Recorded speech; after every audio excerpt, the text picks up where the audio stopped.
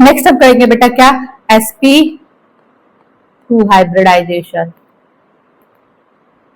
एकदम से सिंपल वैसे ही जैसा हमने किसमें किया था, sp3 हाइब्रिडाइजेशन में।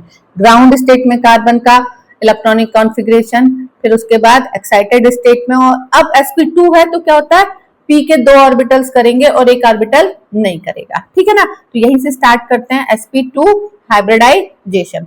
तो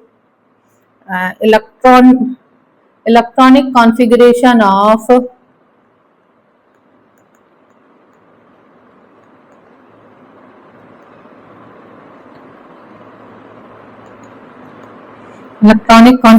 of carbon at ground state क्या हो जाएगा बेटा, C ground state equal to 1s2 2s2 2px py और pz, 2py एंड 2pz, एक px में और एक py में, ठीक है, एक px में और एक py में।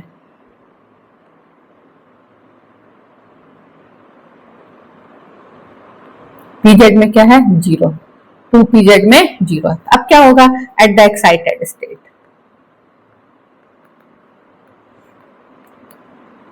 एक्साइटेड स्टेट में क्या होगा, एनर्जी मिलेगी, है ना, और ये कन्वर्ट हो जाएगा किसमें, C एक्साइटेड स्टेट।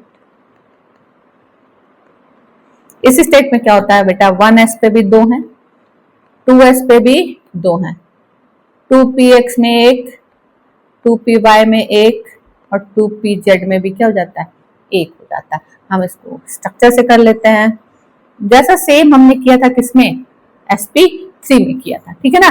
sp3 में जैसा हमने किया वैसे ही करेंगे। 1s में 2 इलेक्ट्रॉन, 2s में 2 इलेक्ट्रॉन, 2p की बात करेंगे तो इसमें एक हो गया px py और pz, px py pz, एक इलेक्ट्रॉन इसमें, एक इलेक्ट्रॉन py में, ठीक है, एक px में जाएगा और एक py में जाएगा। ये किसकी बात हो गई बेटा, ग्राउंड स्टेट की। इसको हम एनर्जी दें, क्या दे दें, एनर्जी, कौन सी, हीट एनर्जी।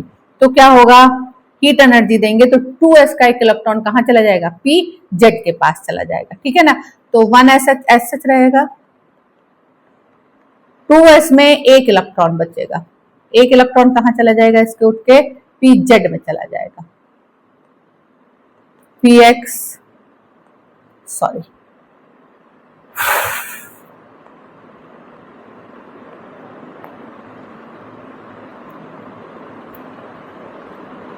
ठीक है, ये px py और pz, एक इलेक्ट्रॉन px में, एक py में, एक pz में। ये किसकी बात हो रही है, 2p ऑर्बिटल की, ठीक है, ये हो गया। अब क्या होता है जब हाइब्रिडाइजेशन होता है, कौन सा हाइब्रिडाइजेशन की बात कर रहे हैं, sp2 की, 2 मतलब p के 2 ऑर्बिटल हाइब्रिडाइज होंगे, एक नहीं होगा, तो px और py तो हाइब्रिडाइज होंगे 2s के साथ, ठीक है, px के ये 2 ऑर्बिटल हाइब्रिडाइज होंगे, कौन कौन से, px और py, pz ऑर्बिटल हाइब्रिडाइज नहीं होगा, वो किस फॉर्म में रहेगा, अनहाइब्रिडाइज्ड फॉर्म में, ठीक है ना। तो क्या हो जाएगा बेटा, देखो यहां देखो, ठीक है, यहां हो गया 1s ऑर्बिटल, दोनों इलेक्ट्रॉन, ठीक है। अब क्या बचा, सिर्फ 2p बचा, 2p नहीं बोलेंगे, क्या बोलेंगे हम बेटा, sp2 हाइब्रिडाइज्ड ऑर्बिटल, सॉरी,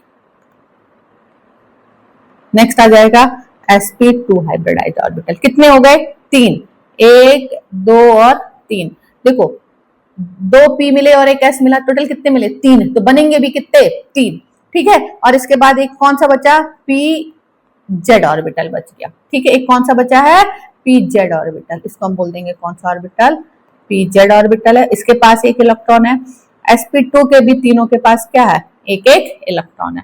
अब यहां देखने वाली बात क्या है बेटा, जो ये sp2 ऑर्बिटल्स बने इनका हम स्ट्रक्चर करेंगे, ठीक है। अब ये जो sp2 ऑर्बिटल्स बनते हैं ये कैसे रहते हैं, ठीक है। तो नेक्स्ट आ जाएगा इसके बाद इसका स्ट्रक्चर। तो sp2 जो हाइब्रिड ऑर्बिटल वो क्या रहते हैं, प्लानर स्ट्रक्चर बनाते हैं। sp2 hybrid orbitals form planar structure. Planar मतलब एक ही प्लेन में तीनों के तीनों ऑर्बिटल रहेंगे। क्या रहेंगे? तीनों के तीनों ऑर्बिटल कहां रहेंगे? एक प्लेन में रहेंगे। ये तीनों क्या हो गए? sp2 ऑर्बिटल्स हो गए। ठीक है, अब कौन बचा बेटा? एक अनहाइब्रिडाइज्ड पी जेड ऑर्बिटल। ये जो अनहाइब्रिडाइज्ड पी जेड ऑर्बिटल रहता है वो रहता है क्या? Perpendicular to the plane of the sp2 hybrid orbital. sp2 hybrid orbital जिस प्लेन में उसके क्या रहता है? परपेंडिकुलर रहता है। ठीक है, ये sp2 ऑर्बिटल की बात कर ली। दूसरा हमारा pz ऑर्बिटल है। कौन सा? इसको इसके साथ लिखते हैं, सॉरी। ये हो गया तुम्हारा क्या? देखो sp2 ऑर्बिटल्स। ठीक है, अब इसके बाद बात करेंगे किसकी हम बेटा? pz ऑर्बिटल की। ठीक है, pz ऑर्बिटल क्या होगा बेटा? परपेंडिकुलर होगा। कैसा होगा? परपेंडिकुलर होगा। ये तीन हमारे ऑलरेडी हैं। कौन कौन से? ये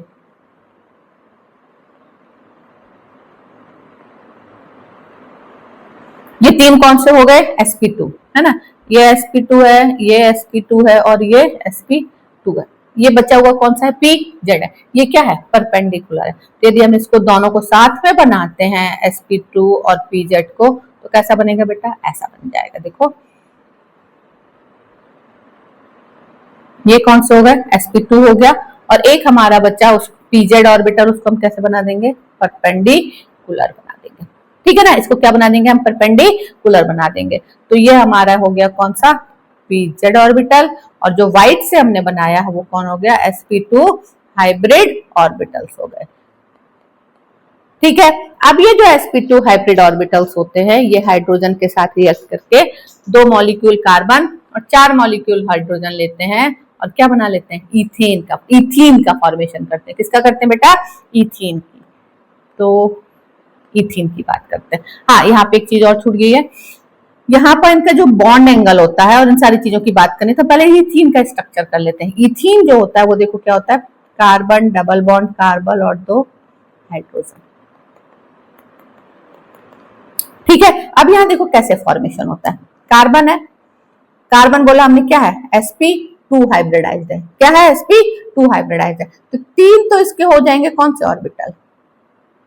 sp2 हाइब्रिडाइज्ड। दूसरे के भी 3 हो जाएंगे कौन से? sp2 hybridized orbital. ठीक है, अब बचा कौन सा बेटा? एक अनहाइब्रिडाइज्ड pz ऑर्बिटल। तो ये हो जाएगा कौन सा बेटा? pz orbital. ये हो गया pz ऑर्बिटल। ठीक है, अब ये जो sp2 ऑर्बिटल्स हैं ये कौन से हैं? sp2।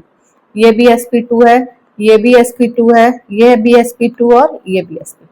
ठीक है, बाकी जो रेड वाला है वो कौन सा हो गया? pz orbital. ठीक है, अब जब इथेन का फॉर्मेशन होता है बेटा ना, तो इथेन बनता है तो यहां तो आ जाता है कौन? हाइड्रोजन। यहां भी आ गया कौन? हाइड्रोजन। यहां भी आ गया हाइड्रोजन और यहां पे भी आ गया कौन? हाइड्रोजन। ठीक है, अब बाकी बचा कौन? ये जो डबल बॉन्ड का फॉर्मेशन, तो ये कौन से बॉन्ड बन गए? सिग्मा बॉन्ड बन गए। सारे बॉन्ड बन गए कौन से? Sigma bond. अब बाकी बचा कौन सा? एक डबल बॉन्ड। डबल बॉन्ड कौन से बन रहा है बेटा? ये साइड बाय साइड ओवरलैप हो रहा किसका? pz ऑर्बिटल का। इससे बन जाता है हमारा कौन सा बेटा? पाई बॉन्ड बनता है। यहाँ कौन बन गया? पाई बॉन्ड बन गया। ठीक है ना, तो इथेन के स्ट्रक्चर में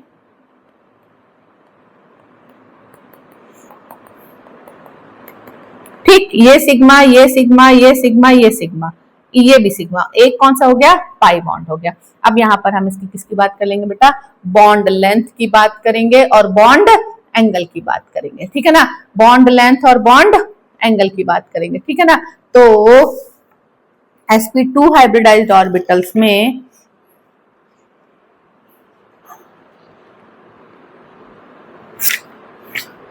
बॉन्ड एंगल कितना होता है? ये कार्बन हाइड्रोजन कार्बन के लिए ये जो बॉन्ड एंगल होता है, सॉरी बॉन्ड एंगल थोड़ा प्रॉपरली बनाते हैं, तो ये जो बॉन्ड एंगल है ये कितना होता है? 120 डिग्री होता है। कितना होता है? 120 डिग्री। देखो क्यों हो रहा है 120? क्योंकि ये कैसा हुआ? देखो कौन सा स्ट्रक्चर बनाया था इसने, प्लानर स्ट्रक्चर बनाया। तो ये जो बॉन्डल एंगल होता है कितना 120 डिग्री होता है। और बॉन्ड लेंथ जो होती है कार्बन कार्बन डबल बॉन्ड की, तो कार्बन कार्बन डबल बॉन्ड की जो बॉन्ड लेंथ होती है वो होती है 1.20 एंगस्ट्रॉम होती है। एक बार चेक कर लेती हूँ कुछ गलत ना बता दूं।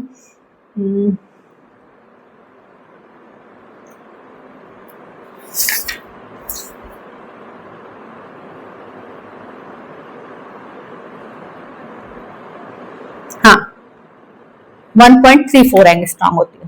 ठीक है, यहाँ जो इनकी बॉन्ड लेंथ है वो कितनी होती है, ये जो बॉन्ड लेंथ होती है वो होती है 1.34 एंगस्ट्रॉम।